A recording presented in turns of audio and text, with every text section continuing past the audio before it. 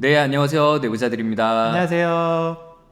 오늘은 장안의 화제인 영화 인사이드 아웃 2에 대해서 지난번 영상에 이어서 또 하나 추가로 한번 얘기를 해보려고 해요. 네, 저희끼리 미리 얘기를 했는데 저희 진료실에서 이 얘기를 되게 자주 듣거든요. 얘기를 자주 들으신다고. 네, 내가 꺼내는 건가? 그런 거 아니에요? 근데 진짜 많이 들어. 먼저 얘기를 하시나? 먼저 얘기할 때도 가끔 있고요. 혹시 보셨어요? 라고 얘기할 때도 있고 어떤 이야기들 기억나는 거 좀 있으세요? 진짜 오열했다.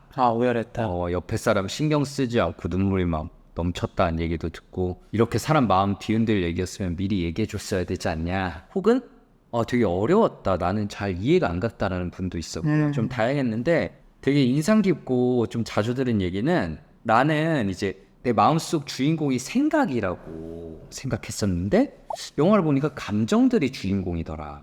뭔가 감정은 그냥 우리가 마치 그 CBT 인지행동 치료 모델처럼 어떤 환경이 있을 때 그거를 우리가 받아들이고 정보 처리하는 그냥 그 결과값, 수동적인 거라고 생각을 했었는데, 감정은 되게 주체적인 걸로 묘사된 게 놀라웠다. 그러고 보니까 참 그러네요. 인사이드 1도 그렇고 2도 그렇고 다 감정들이 주인공이잖아요. 맞아요. 일단 보면은 감정들이 그렇게 컨트롤 타워가 돼서 이제 막 어떻게 행동해라고 이제 막 입력을 하잖아요. 저는 감정이 행동을 만들기 때문에 좀 주인공으로 된 거 아닐까요?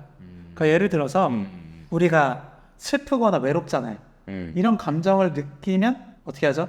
그제서야 행동으로 막 조용한테 연락해야지, 막 동명이한테 톡이라도 보내야지, 이렇게 행동을 하게 되고요. 저 그 중간 과정에 누구 만날까 이게 있긴 하지만, 네, 이래서 외로우니까 그 다음에 이제 행동으로 가는 거잖아요.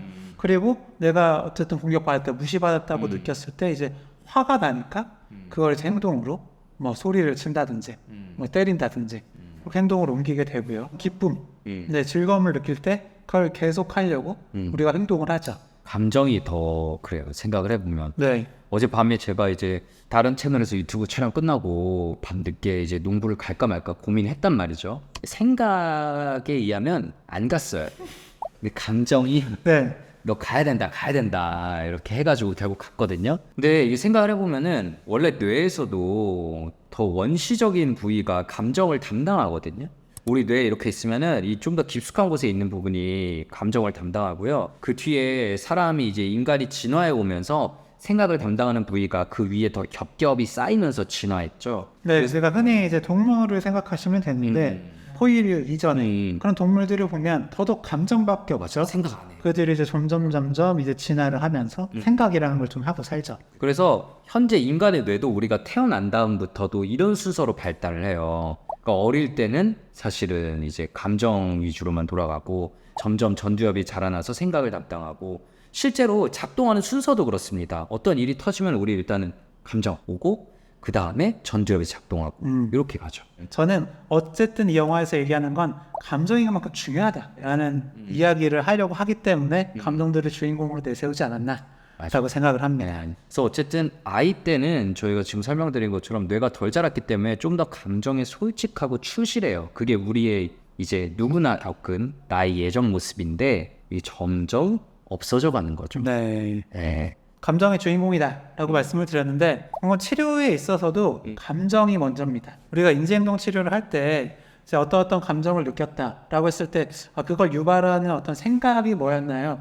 라고 해서 생각을 찾아가고 이 생각을 교정하는 과정을 거치긴 하지만, 사실 이 감정을 인정하고 수용을 해주는 게 먼저잖아요. 그 인지행동 치료 목표가 너 그 감정 틀렸어 고쳐 이게 아니라, 일단은 찾아보고 인정해주고. 근데 항상 생각해보면은 저희도 가끔 그럴 때가 있고, 수많은 의사들이 욕을 먹는 건 어쩔 수 없이 우리가 생각 위주로 많이 접근하기 때문에 시간이 쫓길 때도 있고, 이런 부분이 좀 큰 것 같아요. 그래서 어쨌든 진료실에서 되게 많이 강조해서 말씀드리는 건, 감정은 그 자체로 인정해줘야 된다. 말 그대로 다 내 거니까. 정우열 선생님은 자주 말하잖아요. 감정은 우열이 없다라고 얘기하는데, 그게 되게 중요한 포인트입니다. 예시를 들어볼게요. 한번 우리가 볼 때 화 안 내야 되는 상황에서도 자주 화내는 사람이 있다고 해요. 그럼 그거 고쳐야 되잖아요. 그럼 주변에서 뭐라고 하냐? 야, 너 거기서 그렇게 화내면 안 돼. 너 그거 잘못된 감정이야. 참아. 라고 하죠. 그럼 그 사람이 잘 고쳐집니까? 안 되니까 이제 병원에 오는 거잖아요. 그렇죠. 화라는 감정에 대해서 뭐라고 했죠? 그 잘못된 감정이야 라고 이름을 붙였잖아요. 낙인을 찍은 만큼 이런 감정은 그냥 무작정 없애야 되는 거 생각을 하거든요. 근데 그렇게 하면 오히려 더 짜증이 나거나 상황에 대해서 더 화가 나거나 그런 감정을 조절하지 못하는 스스로한테 한 번 더 화가 난단 말이에요. 그래서 그보다는 먼저 이 화라는 감정이 어떻게 생겼는지, 나는 이런 상황에서 이렇게 생각하기 때문에 화가 나는 사람이구나, 이 감정 나에 대해서 인정을 해주는 게 항상 먼저여야 돼요. 네. 그래서 인사이드 아웃 1편에서 되게 강조했다고 게 이건 것 같아요. 감정은 다 의미가 있고 무시하지 말고 그 무시하면 이렇게 힘이 더 세진다. 그러니까 우리가 진료실에서 항상 말씀드리는 거는 일단 어떤 감정이 들었을 때 스스로도 나 이거 여기서 적절한 감정인가? 나 이거 괜찮나? 이게 아니라 일단 비판단적으로 판단하지 말고 알아채고 인정해 주는 게 1번이고요. 그 다음 찬찬히 살펴보는 겁니다. 이런 감정이 들었는데 이걸 그대로 드러내기에 적합한 상황일까 아닐까? 그때 가서 판단하자는 거죠. 감정을 일단 인정해 주고 네. 벌어가 네가 올라왔구나. 이제 지금 좀 참아야 되지 않겠어? 인정하고 이렇게 생각을 하는 겁니다. 근데 이제 감정들이 되게 여러 가지가 있잖아요. 근데 왜 인사이드 아웃 1에서는 기쁨이, 슬픔이, 버럭이, 그리고 소심이, 까칠이 이렇게 5가지 감정이었을까요?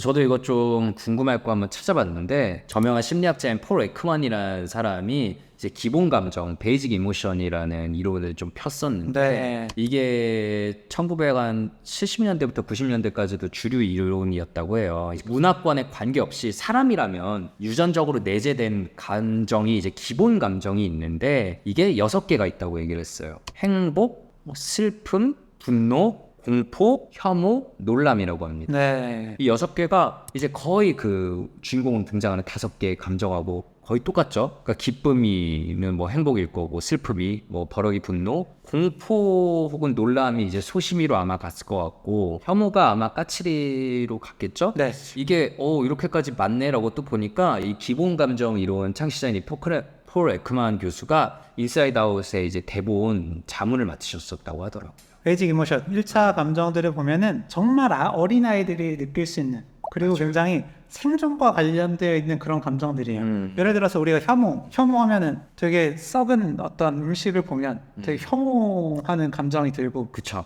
되게 피하고 싶잖아요. 벌레 보면 어릴 때부터도 피하고 싶고 그러니까. 유전적으로 내재가 돼 있다는 거죠. 놀라고, 두려운 마음도 그렇고요. 그러다 보니까 이런 감정들이 일단 1차 감정으로 인사이드 아웃 1의 이제 주인공들이 된 거죠. 그런데 그 감정들이 이것만 있는 게 아니잖아요. 그래서 이 이론들에 좀 반기가 많았다고 해요. 발전시켜 나간 것도 있었고, 감정 어떻게 이렇게 단순하게 나누냐라고 해서 다양한 이론들이 있어요. 우리 물감 섞으면은 막 삼원색 섞으면 여러 가지 막 나오잖아요. 그런 것처럼 이런 감정들을 섞어서 더 다양한 감정들을 표현한 이론들도 있고, 아니면은 감정을 이제 3차원 공간에 놓고 여기 정도가 있으면은 뭐, 여기 정도가 있으면 뭐, 이런 식으로 나누는 이론들도 많습니다. 그래서 하여튼 2에서는 좀 더 발전시켜서 새로운 감정들이 등장을 했죠. 불안, 방황, 따분, 불업, 이렇게 4개가 나왔어요. 왜 1과는 다르게 하필이면 딱 얘네일 거냐에 대해서도 저희가 한번 좀 얘기를 나눠봤으면 합니다. 지난 영상에서 잠깐 말씀을 드렸는데 이 감정은 좀 다른 사람들의 관계, 타인과의 관계에서 많이 느껴지는 감정들이잖아요. 어렸을 때는 더 조금조그만한 친구들, 가족들이 전부였다면, 그리고 어렸을 때는 사실 친구들이랑 놀아도 진짜로 노는 거라기보다는 자기 쪽에 집중돼 있는 경우가 많아요. 맞아요. 그냥 같은 공간에 있는 것뿐이지 사실 혼자 노는 경우가 더 많지. 그리고 또 나이가 들수록 그 미묘한 알력 다툼이라든지, 맞아요. 어릴 때는 우리는 모두 친구였는데 이제 조금 이렇게만 놀고 약간 뭐 소외된다든지, 그치.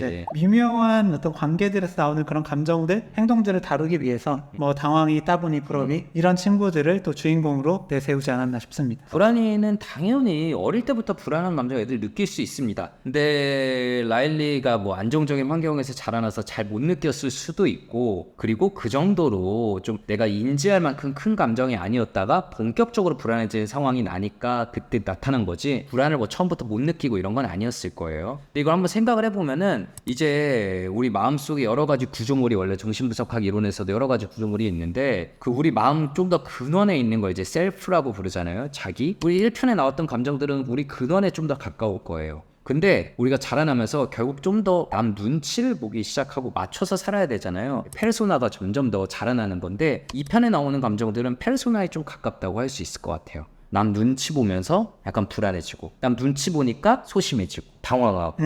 그런 감정들이 점점 커지다 보니까 좀 더 셀프에 대한 감정들을 잘 못 느끼게 되는 그런 식으로 좀 또 영화가 진행이 된 것 같네요. 맞아, 영화가 그렇게 진행이 되고, 생각해보면 우리가 그 진료실에서 되게 많이 듣는 얘기예요. 남 눈치 너무 보다 보니까 어느새 나는 무슨 감정 느끼는지 모르고 네. 감정 억압하고, 그래서 슬픈 얘기하면서도 하나도 안 슬프게 얘기하시고, 이런 분들이 영화를 보면서 의식적이든 무의식적이든 깨달은 거야. 이거 내 얘기구나. 그러게요. 이런 얘기도 되게 많이 듣잖아요. 너무 행복한데 이 행복이 언제 끝날지 몰라서 걱정돼서 두려워서 어떠한 행복을 느끼지 못하고. 새롭게 불안하다. 그러니까 이거 역시도 불안이 때문에 이런 일차 감정의 기쁨이 행복들을 이렇게 잘 느끼지 못하는. 회사에서 누구한테 혼나고 아니면 너무 억울하게 된 상황에 당연히 1차 감정 화가 나야 될 텐데 일단은 의심부터 하는 거예요. 내가 지금 화나는 게 맞나?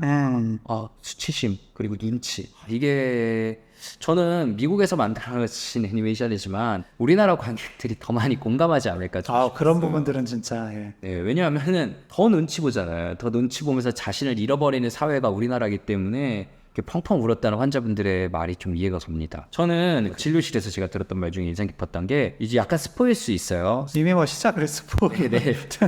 마지막에 라일리가 이제 좀 마음속 이제 막 갈등을 해결하고 나올 때 감정들이 기쁨이한테 야 라일리가 너를 찾아 나가봐 라고 막 하잖아요. 처음으로 감정과 주인공 간의 소통이 있는 시간이죠. 이게 성숙해진다는 거구나 라고 제 환자분이 이제 깨달으셨다고 얘기하시더라고요. 그분은 이제 본인 얘기했던 게, 어릴 때부터 감정적이지 않은 모습을 보일 때 감정 눌러닫고 의연할 때만 칭찬받고 이제 말 잘 듣는다 이렇게 되니까 감정 항상 눌러담기만 했고, 그래서 항상 스스로 감정에 확신이 없고 나는 이상한 사람이구나 라고만 생각을 했었는데, 애초에 이게 평가의 영역이 아니구나. 그리고 내가 성숙한 사람이 되면 내 감정 내가 좀 선택하고 불러낼 수 있구나 라는 걸 알고 나니까 너무 마음이 편해졌다고 얘기를 하시더라고요. 어쨌든 그분이 말씀하신 또 평가하지 않는 것, 판단하지 않는 게 또 핵심인 것 같네요. 맞아요. 네. 네, 그리고 정말 마무리하면서 제가 또 한 환자분에게 들었던 정말 인상 깊은 얘기로 마무리하고 싶은데요. 그분께서는 이렇게 얘기를 해주셨어요. 영화를 보면서 진짜 내가 그동안 자존감에 대해서 너무 잘못 알았구나라는 걸 깨달았다고 얘기해 주셨어요. 이게 뭐냐면, 자존감이란 우리가 흔히들 자기를 사랑하는 거라고 생각하잖아요. 나도 좀 자존감이 높아지고 싶어, 나를 사랑하고 싶어라고 정말 노력했는데 너무 안 돼서 굉장히 힘들었다고 해요. 근데 영화를 보고 깨달은 건, 자존감은 나 자신을 사랑한다기보다는 나 자신을 수용한다라는 거에 훨씬 가깝겠구나. 나는 아직도 날 사랑하니? 라고 물어보면 선뜻 대답은 못 하겠는데, 영화를 보고 나니까 그래, 내가 나를 그냥 있는 그대로 받아들일 수는 있구나 라는 생각이 들면서 눈물이 났다고 해요. 예, 그래서 아마 저희 채널에 계신 많은 분들도, 혹은 이걸 보고 계신 분들도 나는 날 도무지 사랑하지 못하겠는데 라고 느끼시는 분들이 많으실 겁니다. 저희도 근데 저희 마음속에 저희가 사랑하기 힘든 부분들은 많아요. 그럼요. 네, 저는 규형이 마음속에 뭐가 있는지 대강은 알고 있습니다. 어떻게 해요? 저도 저희 마음속에 그림자 많잖아요. 그럼요. 아직 안 보여준 것도 있을 거예요. 이렇게 20년째 봐도. 근데 그런 것들을 사랑할 순 없더라도 그냥 적어도 수용해 주는 거, 그게 우리가 좀 더 나은 사람이 되어가는 거라고 생각을 합니다. 오늘 인사이드 아웃 2, 특히 그 주인공들이었던 감정을 중심으로 말씀을 드려봤습니다.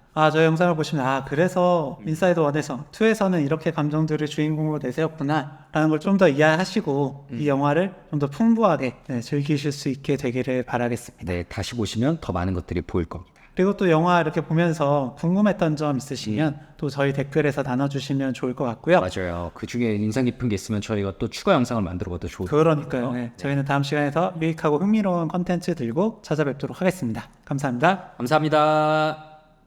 오늘 영상도 유익하셨다면 구독, 좋아요, 알림 설정과 댓글 쓰기까지 부탁드립니다. 감사합니다. 계속 보세요.